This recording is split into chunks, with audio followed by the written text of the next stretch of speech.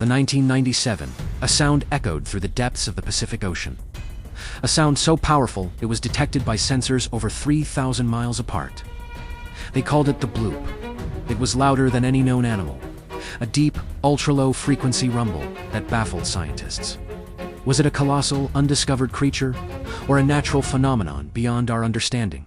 For years, the mystery of the Bloop captured the imagination of the world, a chilling reminder of the vast, unexplored secrets hidden in our oceans.